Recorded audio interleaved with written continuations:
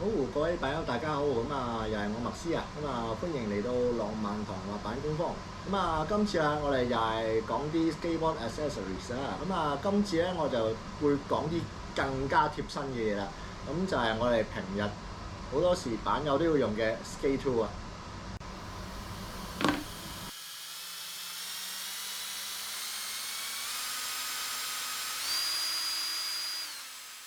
即係今日我哋要講嘅咧，就係呢個唔係攞你命3千，係攞你命30嘅 T2。佢哋咧就報稱咧有10樣功能嘅，10樣功能咁多喎，即係譬如平時我哋嗰啲1、2、3、4、5樣咧多咗1倍啊！咁到底佢哋有咩 fulfill 咧？做咩我要買佢咧？透露過俾大家聽，即係我有20幾塊板啦。其實同埋我好多時咧就會攞嗰啲板換 truck 啊、換轆啊，就做各種嘅實驗嘅。咁好多時啦，嗰啲parts 咧就經常要裝拆，即係一個 truck 咧就4粒螺絲啦，跟住個轆咧有2粒螺絲啦，仲有個傾邊啦。所以各種裝拆咧，其實咧就非常之咁花我時間同埋花我體力嘅。當我喺呢個工場嘅時候啦，好多時咧我就會用呢個電批嚟到幫手裝拆嘅，因為用電批就真係快好多嘅。但係啦，你出街就唔會帶個咁大嘅電批去用㗎嘛。有時我翻到屋企咧，都係或者喺街咧，都係要用翻呢個平時我哋用嗰啲手動嘅 T2 嘅。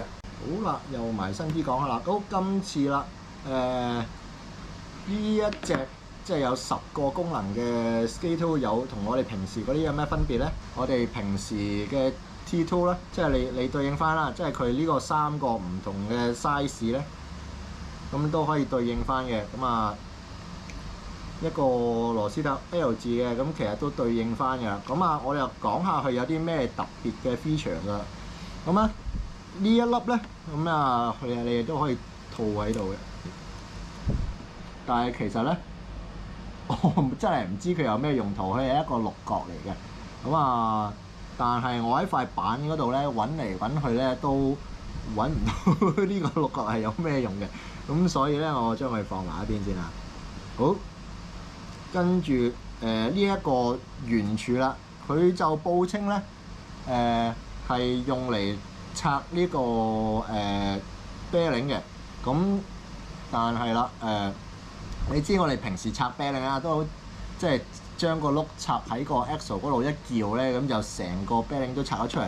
咁佢呢個額外加出嚟嘅，我就真係冇乜機會用得到啊。等我放埋一邊先啦嚇。呢一個 skate tool 即係另外仲有咩特別嘅 feature 咧？你係會見到佢多咗啲嘢嘅喎。呢個頂啦。佢就係一個file 嚟嘅，佢係一個錯嚟嘅。俾你咧磨呢個滑板沙子嘅。幾時會用滑板沙？即係幾時要磨呢個滑板沙子咧？就係我啱換呢個 grip tape 嘅時候啦。但係基本上出街咧，我就真係冇乜點用㗎。如果要用呢個file 嘅話，個工場咧有比佢更好㗎。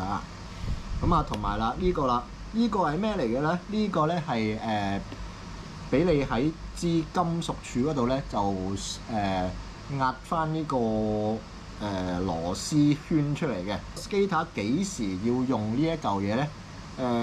即係我自己當然未用過啦。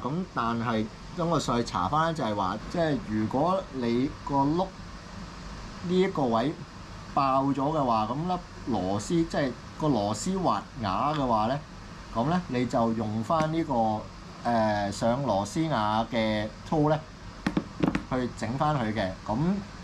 即係話你要玩到呢粒螺絲係爆到飛咗出嚟咧，呢個時候咧你先需要用呢個工具嘅。so far 我未試過啊，我亦都未去到啲咁 advanced 嘅 skill 嚟到去整爆粒螺絲啊。所以咧對於我嚟講咧，即係未係有太大嘅用途嘅。其實我買呢個 tool 咧，最大嘅原因咧，就係為咗呢一個勒輪啊 ratchet。佢個勒輪咧同普通嗰啲勒輪基本上都係一樣噶啦。佢而家鎖實咗啦。你校翻佢轉左轉右咧，咁佢就會扭翻一個單向嘅，咁啊上螺絲咧就會比較方便啦。咁啊你就唔使成個鬆開隻手轉嚟轉去，只係需要扭一個方向咧就可以嘅啦。咁所以咧呢個 skate toe 咧，我覺得最大嘅價值咧就係喺呢個勒輪啊，呢個 ratchet 上邊啦。好啦，跟住啦，就要講翻菲力頭啦，同埋呢個六角頭啦。呢個咧，我話真係要投訴一下啦。你睇到咧，佢嗰個尺寸咧係呢個尺寸嚟。咁啊，我攞翻普通 skate toe 嘅出嚟啦。你係會見到咧，佢嗰個粗幼咧係撐咗一橛嘅。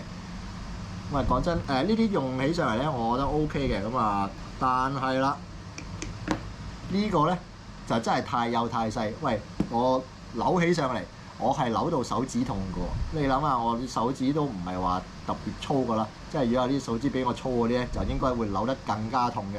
即係非常之咁唔方便啦。即係我自己 prefer 佢咧，就做翻呢個正常嘅粗幼啊。唔係咧，就真係好難用嘅。咁同埋另一樣嘢啦，佢呢個設計咧原本都 OK 嘅。你將佢收喺裏邊啦，咁佢呢度凸少少出嚟啦，你一撳佢咧就應該會攞到出嚟嘅。但係咧，唔知係佢呢個工藝上嘅問題啊，定係設計上嘅問題啊？佢凸出嚟嘅部分咧實在太少啊！咁你撳落去咧，基本上咧都係好難攞佢出嚟嘅。係啦，我要用手指甲啊嚟到去鋥佢出嚟嘅。咁啊，就呢個情況咧就其實就唔係幾理想嘅。咁所以啦，佢應該做翻長啲嘅。你都見到啦，即係同呢個普通嘅 skate toe 比較咧，長一截啦，粗啲啦，咁啊，同埋咧個重量咧都比較重嘅。咁啊，攜帶上咧就自然冇我哋呢啲咁方便咁輕便嘅啦。咁啊，另外一樣又係設計上，我又覺得係失誤啦。咁我裝翻晒啲 parts 落先。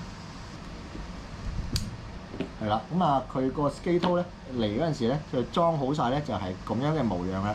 但係我哋最常用嘅呢個8/3咧，你要用8/3嘅時候，咦？咁你咪要攞呢個出嚟咯。咁你攞出嚟，咦？放喺邊啊？冇得插嘅喎，冇位插嘅喎。